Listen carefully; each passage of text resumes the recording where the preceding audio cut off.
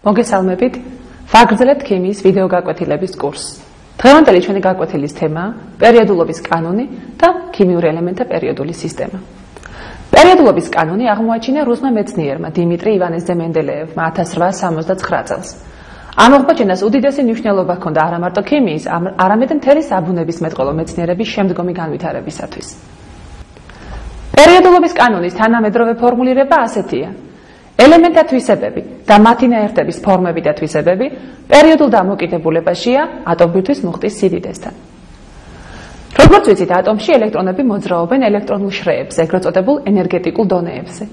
ამ დონეების ელექტრონების შევსება პროტონების რიცხვის ზრდასთან ერთად ხდება თანამიმდევრობით და გარეშრეზე ელექტრონთა რიცხვი პერიოდულად იცვლება.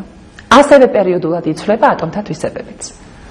ეს პერიოდული ცვლა ელემენტთა თვისებებისა უფრო თვალსაჩინოა ელემენტთა პერიოდულ სისტემაში, სადაც ელემენტები განლაგებული არიან რიგობრივი ნომრის ზრდის მიხედვით, ერთმანეთის ქვეშ მოთავსებული მწკრივების სახით.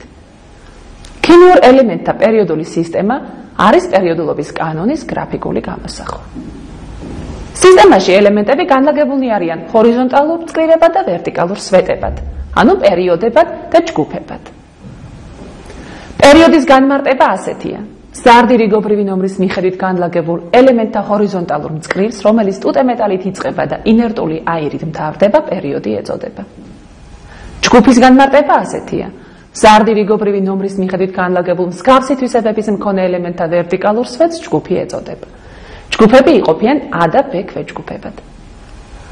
არსებობს პერიოდული სისტემის რამდენიმე ვარიანტი: მოკლე, გრძელი, ნახევრად გრძელი და ასე შემდეგ.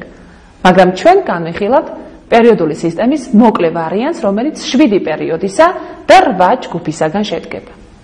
თითოეულ პერიოდსა და ჯგუფს აქვს თავისი ნომერი. პერიოდის ნომერი ემთხვევა ელემენტის ატომში ელექტრონული შრეების რიცხვს, ხოლო ჯგუფის ნომერი გარეშრეზე ელექტრონთა რიცხვს. განვიხილოთ, როგორ ხდება ელემენტთა ატომებში ელექტრონული შრეების შევსება სისტემის პირველ, მეორე და მესამე პერიოდებში. პერიოდული სისტემის პირველი ელემენტის წყალბადის ატომში ერთი ელექტრონი დაიკავებს პირველი შრის 1s ქვედონეს და მისი ელექტრონული და გრაფიკული ფორმულები ჩაიწერება შესაბამისად ასე: 1s1 ან უჯრით, ან ხაზით, რომელზეც 1 ის არის მოთავსებული.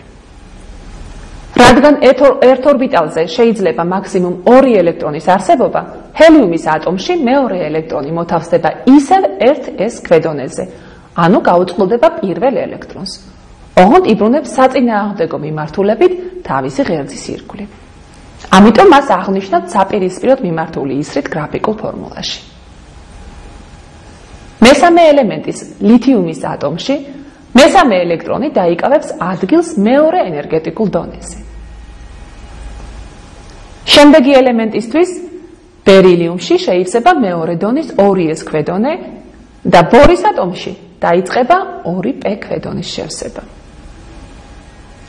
აღსანიშნავია, რომ მომდევნო ელექტრონი არ გაუწყლდება პირველ px ელექტრონს, არამედ დაიწყეს ბრუნვას py ორბიტალზე, მესამე pz ორბიტალზე, მხოლოდ ამის შემდეგ დაიწყება გაწყვილება p ელექტრონებისა.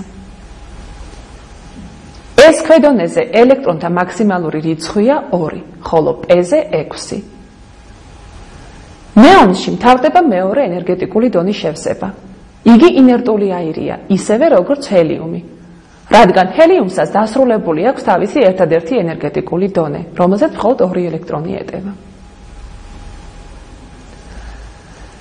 შემდეგია მესამე პერიოდის პირველი ელემენტი ნატრიუმი, რომლის ატომშიც მესამე ენერგეტიკული დონის შევსება იწყება.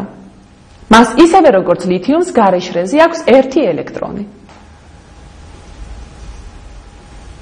არგონში, რომელიც ასევე ინერტული აირია, მთავრდება მესამე შრის შევსება და იწყება ახალი პერიოდი, ახალი მეოთხე შრის შევსებით, ელემენტ კალიუმთან და ასე შემდეგ. ელემენტთა გარე შრეებზე ელექტრონთა რიცხვი პერიოდულად მეორდება. სწორედ ამიტომ ელემენტთა თვისებებიც მეორდება პერიოდულად. ელემენტები, რომლებსაც გარე შრეზე ელექტრონთა ერთნაირი რიცხვი აქვს, მსგავსი თვისებებით ხასიათდებიან. ერთი და იგივე ჯგუფის ელემენტებს ერთნაირი აქვთ გარე შრეზე ელექტრონთა რიცხვი, ამიტომ ისინი მსგავსი თვისებების მქონე ელემენტები არიან. ჯგუფები იყოფიან მთავარ და თანაურ, ან A და B ქვეჯგუფებად. თითოეული ქვეჯგუფის ელემენტები მიეკუთვნებიან ერთ ბუნებრივ ოჯახს. მაგალითად, პირველი ჯგუფის მთავარი აქვე ჯგუფის ელემენტებია ტუტე მეტალები, რომლებსაც გარეშრეზე 1 ელექტრონი აქვთ. ამავე ჯგუფშია წყალბადიც, რომელიც მეტალი არ არის, მაგრამ ტუტე მეტალების მსგავსად გარეშრეზე 1 ელექტრონი აქვს. მეორე ჯგუფის მთავარ ქვეჯგუფს ქმნიან ტუტე მიწათა მეტალები. მეშვიდეს ჰალოგენები, მერვეს ინერტული აირები, რომელთაც გარეშრეზე ელექტრონთა ოქტეტი აქვთ, ანუ 8 ელექტრონიანი დასრულებული შრე. პერიოდის ნომერი ემთხვევა ატომში ელექტრონული შრეების რიცხვს. ჯგუფის ნომერი ემთხვევა გარეშრეზე ელექტრონთა რიცხვს, ხოლო რიგობრივი ნომერი ემთხვევა ატომში პროტონების და ელექტრონების რიცხვს. ეს სამი მახასიათებელი პერიოდულ სისტემაში საშუალებას გვაძლევს ჩავწეროთ ნებისმიერი ელემენტის ელექტრონული და გრაფიკული ფორმულა და ასევე მისი ელექტრონული კონფიგურაცია. მაგალითად, ელემენტ ფოსფორის რიგობრივი ნომერია 15. იგი არის მესამე პერიოდის მეხუთე ჯგუფში. ამიტომ მას აქვს 3 შრე, პირველ შრეზე გვაქვს მხოლოდ 1s ქვედონე, მეორეზე 2s და 2p, მესამეზე 3s და 3p ქვედონეები. ეს ქვედონეზე ელექტრონთა მაქსიმალური რიცხვია 2, ხოლო p-ზე 6. გარეშრეზე ფოსფორს 5 ელექტრონი აქვს, რადგან იგი მეხუთე ჯგუფშია. ამ 5 ელექტრონიდან 2s ელექტრონია, ხოლო 3p. დანარჩენი 10 ელექტრონი განაწილდება შემდეგნაირად: პირველ შრეზე 2 ელექტრონი, მეორეზე 8 ელექტრონი. ამიტომ ელექტრონული ფორმულა იქნება 1s2, 2s2, 2p6, 3s2, 3p3. ხოლო გრაფიკული ფორმულა შემდეგნაირად გამოისახება. ფოსფორს მესამე შრის შევსებამდე აკლია 3 ელექტრონი. ამიტომ მას გარეშრეზე აქვს 3 გაუწყვილებელი ელექტრონი. მაშასადამე ჩვენ გავეცანით ქიმიურ ელემენტთა პერიოდული სისტემის სტრუქტურას და პერიოდულობის კანონს. შემდეგი გაკვეთილი მიეძღვნება ატომთა რადიუსების და სხვა თვისებების პერიოდულ ცვლას პერიოდულ სისტემაში. კარგად გრძანდებოდეთ.